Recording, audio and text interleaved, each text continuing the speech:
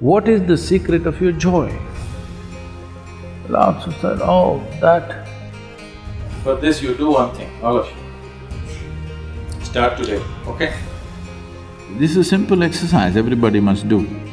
At the end of the day, you sit in your bed and look back on the whole day.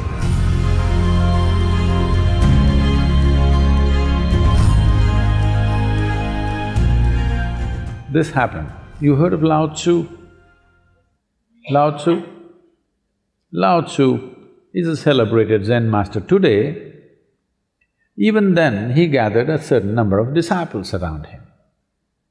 It's part of the Zen tradition that when the master or the guru is dying, people gather around for a final message. So at the age of 83 or 84, he was passing.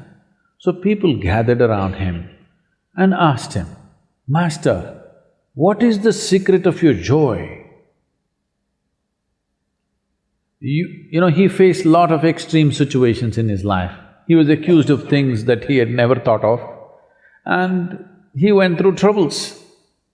So people asked, you went through so many things, but you were always joyful. What is the secret of your joy? Lao Tzu said, oh,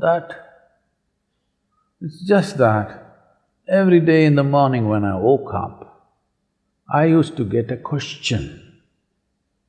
The question is, today, shall I be joyful or miserable? Till now, I just happened to choose joy, that's all. So, have you made your choice, I'm asking? Every day in the morning, if a question comes to you, I will come and ask you a question every day in the morning. Today, you're going to be joyful or miserable. What's your choice? You must make this choice every day. Today, I'm going to be joyful. Joy is not a goal by itself. It is just that when you're joyful, you're pleasant to the world. When you're joyful, you're sensible in your head. When you're joyful, you will not do stupid things against yourself. There is nobody who has not been happy. Everybody's been happy, but the problem is they're not able to maintain it, that's all. So, you don't have to enforce any resolutions upon yourself, just little tools to make sure that you don't sink.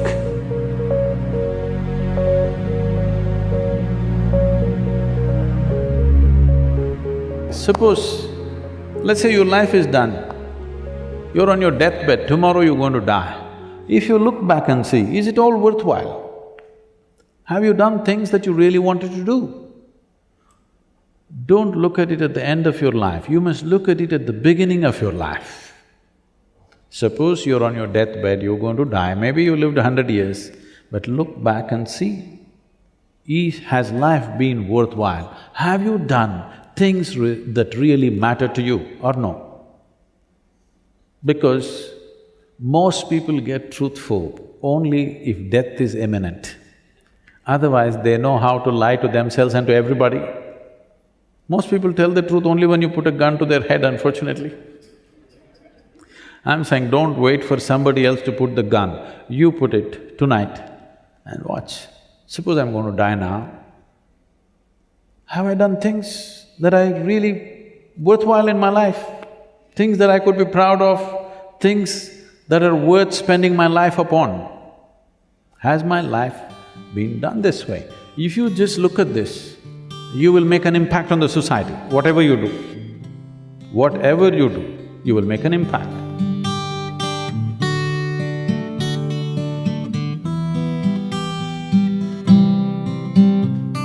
We do not know what you can do and cannot do in your life. Whether you're going to become the richest man in the world or the most beautiful woman on the planet, you're going to climb Mount Everest, or you're going to beat Mr. Bolt in a 100-meter race, I don't know about these things.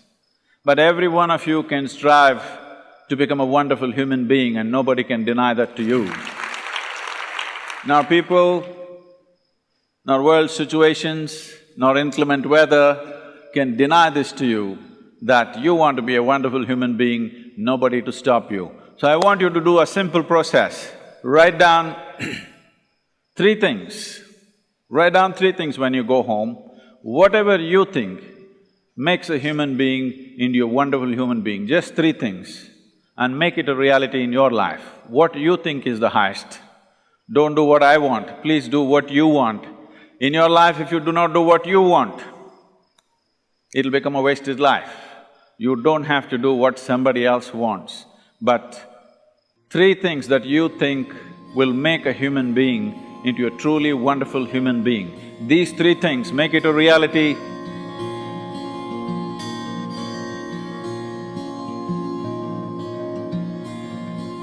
As it is said, a man is ill only because he does not know how to be still.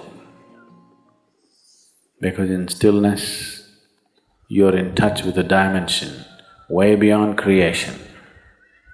So if one has to attain to that grace, at least a certain amount of stillness has to enter your life. For this to happen, a certain level of silence has to enter your life. If right now, if it is not coming, at least practicing a little bit of Maum. In an hour, if you're speaking 1,573 words right now, how many more? How many words do you spit out in a minute? 1,573, you're actually doing that many? I thought that's impossible. Okay, I believe you. So whatever number you're doing, see if you can articulate the same things that you're saying with half the number of words. Suddenly you will become extremely conscious of everything. Right now, our oral diarrhea is happening. If you're doing 1573, it's diarrhea, okay.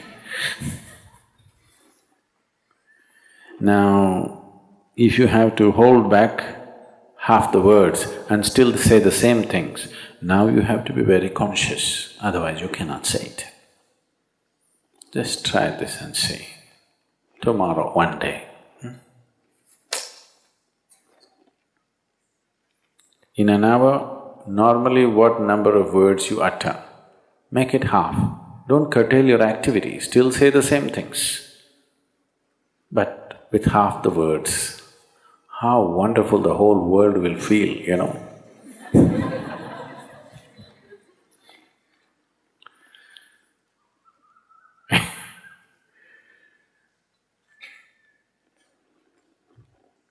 World will be a wonderful place, I'm telling you, tomorrow, if everybody does this.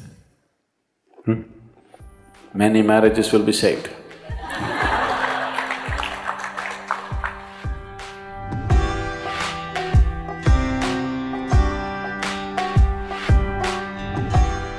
This is a simple exercise everybody must do. At the end of the day, you sit in your bed and look back on the whole day from the morning you got up, how you've been going around. You will see 90% of the time you're quite stupid. I'm being generous with percentage, believe me. If you're given little work, if you're just given little responsibility, suddenly you become so important. You become bigger than the universe suddenly. How many times you expanded beyond the size of the universe? If you look at it, you will see most of the time it's bloated. How many times you became immortal, that is, you're not conscious of your mortality. And how many times did you walk around looking at people and things around you without any sense of involvement? Just three things, you watch out. You will see, you will have to laugh through the night. Don't start crying.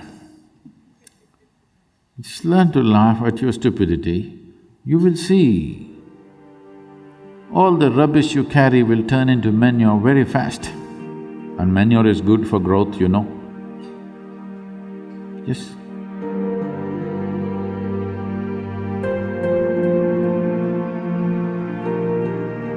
The next 12 months, You make yourself in such a way that you are not the issue in your life, not at all. Can you do this to yourself? You deserve this, I'm telling you. That you're not the trouble. Only if somebody is causing trouble to you, some trouble in your life. If you sit alone, you're never the trouble. Make yourself like that. For this you do one thing, all of you. Start today, okay? One thing that you don't want yourself to be. One small aspect, okay? Drop it today. Every full moon day, drop one more thing. However small it is, but concrete step, not big things. No, I will give up my anger. I don't believe such nonsense. You can say, from now on if I get angry, I will just shut my mouth, I won't say anything. This is doable. Yes? I will not get angry is not… right now not doable, isn't it? So like this, one concrete step every month you take about yourself. Something that you do not like, something that you feel is not necessary for your life, one little thing dropped every month. In 12 months' time, you will be a wonderful human being, that you are not an issue. Do that to yourself, you deserve this and it's worth it, isn't it?